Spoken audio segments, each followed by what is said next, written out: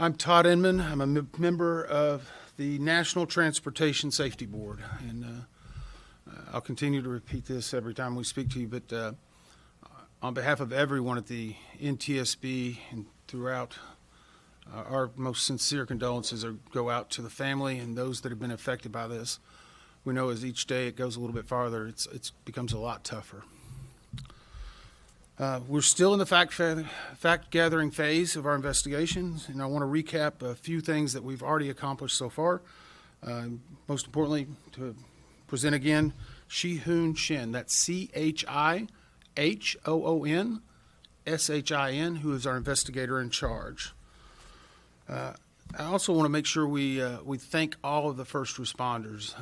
As I said yesterday, Louisville EMA director and the other individuals have been extraordinary in this. The airport authority, the elected officials, the community has truly come together. And I know Louisville is suffering, but they've really shown their ability to work through this tragedy and to assist us in trying to find out what happened. Again, our role is not to speculate on the cause of why we're here. We want to know what happened and why it happened.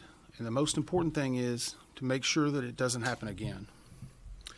As a reminder, earlier, as we said, we believe we may know the exact debris field, but if anyone has located any debris in their yard or knows anything, they can contact us at witness@ntsb.gov. That is witness@ntsb.gov. And today we conducted another family briefing for those survivors on the ground, or for those that have a family or others on the ground. It took several hours. We went through a lot of information. You can obviously tell it's a very tough time for them. I personally spent several hours at the debris field, and I can tell you the debris field itself is still active in more ways than one. In fact, while we were there with the emergency management coordinator, there were some spot fires that were popping up in some compressed paper products and emitting a lot of smoke. There's still hundreds of feet of hose line that are spread throughout there in preparation for anything else that may be needed. One of the reasons why some people might ask, not everything's been put out, is putting additional water on there or additional firefighting apparatus can disturb the scene. So they've been great to work with us. I would also mention there are over 100 first responders at the scene, along with others that are helping to secure it, and that is ongoing. Collectively, we've identified over 500 people that have responded or involved in the investigation to this point. I'm going to give you some specific information that we have that we've been able to come up with so far. The cockpit voice recorder contained 2 hours and 4 minutes of what we consider good quality digital recorded audio. In reviewing that audio, the crew completed their standard checklists and briefings in preparation for the flight. The takeoff roll was what we called uneventful through the different speed callouts. About 37 seconds after the crew called for takeoff thrust, a repeating bell was heard on the CVR, which persisted until the end of the recording 25 seconds later. During this time, the crew engaged in efforts to attempt to control the aircraft before the crash.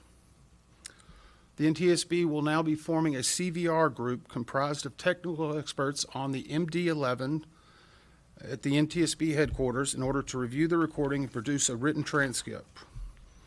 Now, this CVR transcript will be made public only when a majority of the other factual reports are placed in the NTSB public docket for this accident, and that will be several months from now. Additionally, in regard to the plane itself, the bulk of the left engine pylon was still attached to the left engine when the engine separated from the wing. Both of those components are in a secured facility and undergoing further examination. We have conducted additional searches in the grass area adjacent to runway 17R and are beginning to find additional pieces of the engine attachment. Additionally, later today, they will be doing another sweep using metal detectors and other types of apparatus. We have also completed a LiDAR scan of the topography, of the debris field, the airfield, and that is assisting us a lot with a lot of other technical equipment that's been brought in for aerial recreation. We also are utilizing the FBI in assisting us with making safe a number of potential hazards for our investigation. This is very normal in an aircraft investigation. There are a lot of things such as compressed bottles, fuel suppression, or fire suppression materials. Those have to be made safe before we can disturb some of those areas. Yesterday, they made safe approximately 1/2 of them, and we've identified what we believe to be over 30, so that process is still ongoing today. I can say today we have been working in a full operational cadence except for a short amount of time due to potential lightning around the field. The safety of everyone at the location and working on this accident is paramount. But even with that work going on, we still understand the importance of the recovery of those who are still missing, and we are making sure that we are identifying any areas that may have potential victims and making sure that we're trying to prioritize so that the coroner and the medical examiner can obviously do their work. As you may have seen, or you may not have seen, but we actually sent a tweet out about the last 30 minutes, and so I want to make sure we read that for you so you know. During yesterday's media briefing, the preliminary information we reported was that the FAA ADSB data indicated a GPS altitude of 475 feet. When considering how FAA ADSB data is reported, this equates to approximately 100 feet above ground level. This is what we consider to be the most accurate, but I will also say we're corroborating that with the data from the flight data recorder, which is still being validated and will take several days to be validated. Now, I am going to let you know this will be our final on-scene briefing for the media. We will continue to have team members here working on not only the investigation, but the additional work that needs to be done. We will be providing additional media updates through our press releases and investigative updates through our headquarters in Washington. This is a normal practice for us. It's an ability to make sure that we are prioritizing all the resources in the appropriate place. So with that, we'll try to take some questions. None? Yes, ma'am. With WDRB News, some residents are concerned about oil and black sludge in the waterways around the crash site. What is the NTSB doing about those issues? So the question is regarding the environmental concerns around the site. The NTSB does not investigate the environmental concerns around there, nor is it responsible for upkeeping it. I do know that the Kentucky Division of Water, the EPA, and other people are on site. They are actively working on that. They are cognizant. I know the emergency management coordinator has mentioned this several times, but it's not really in the lane of the NTSB investigation for us to even speculate. Tom?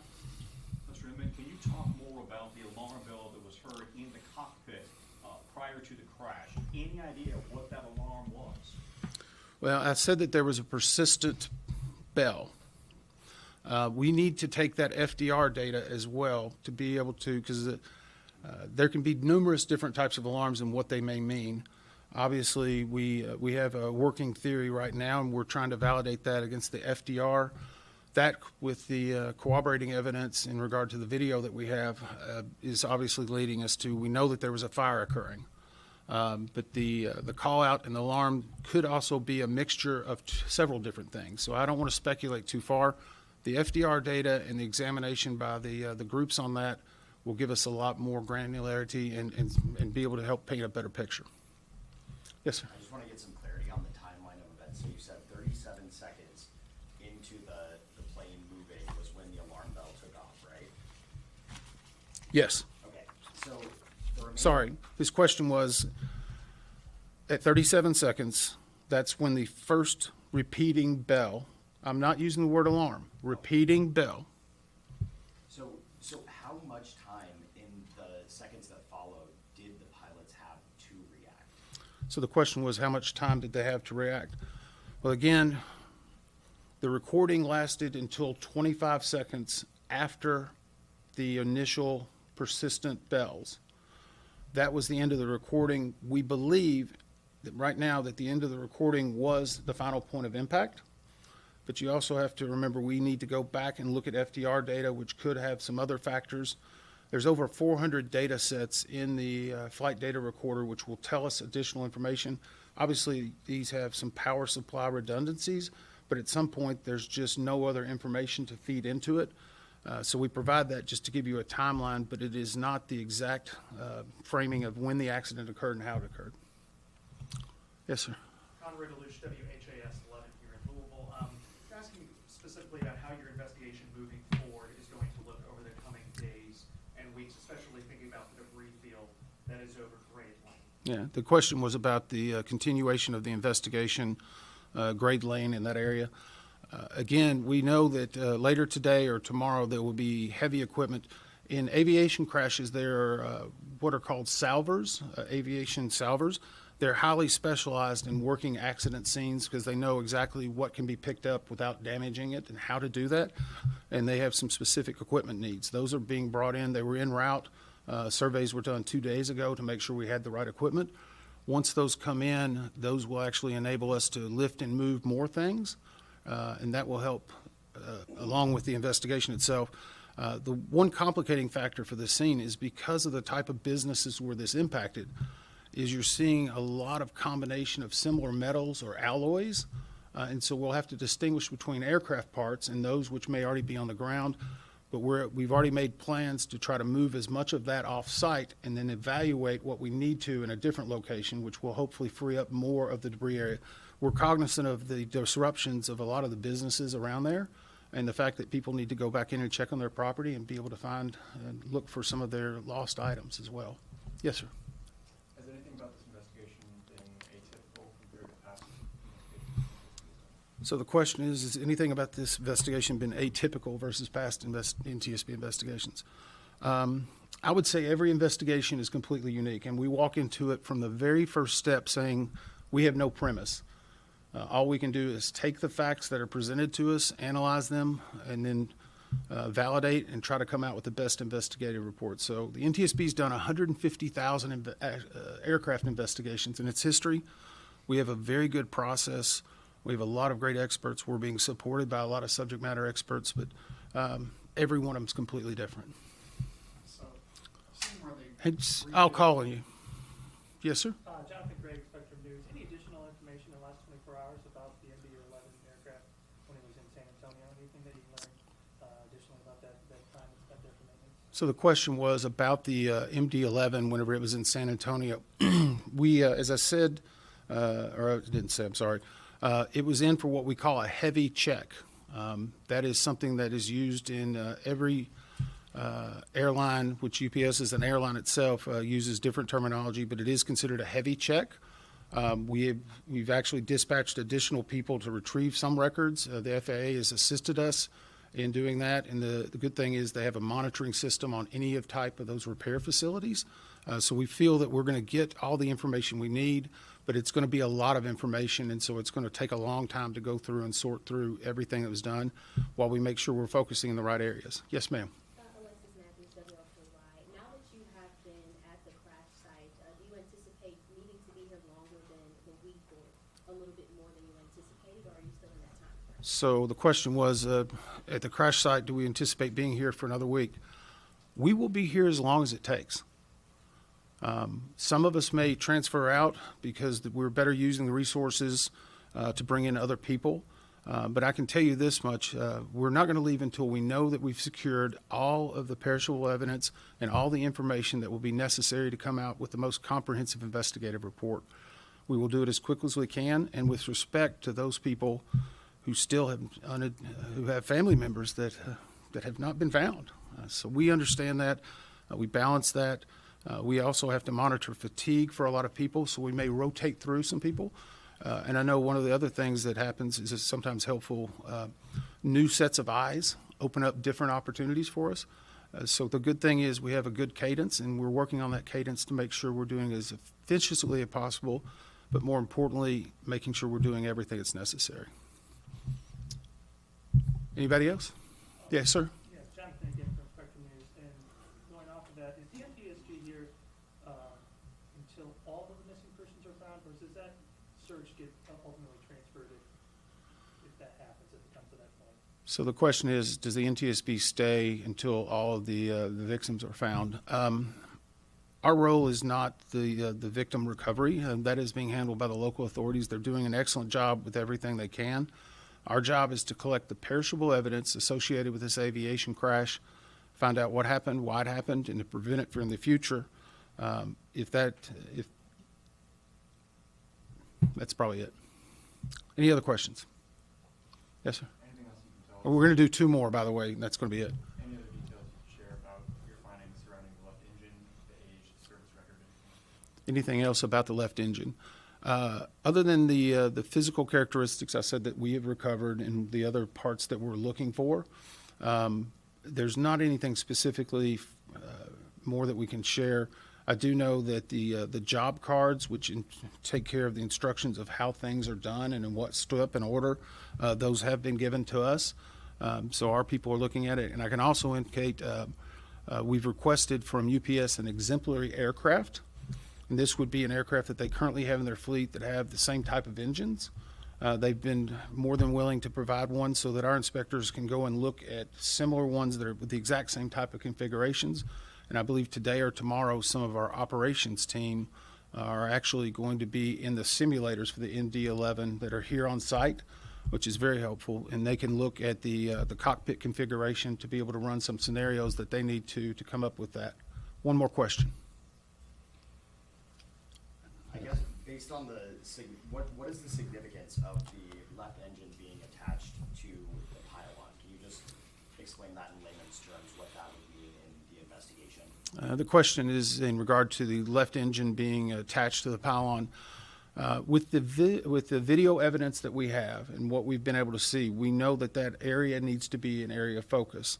By letting you know that the pylon is still attached, or let me clarify, the pylon was attached at the time that it disengaged from the aircraft.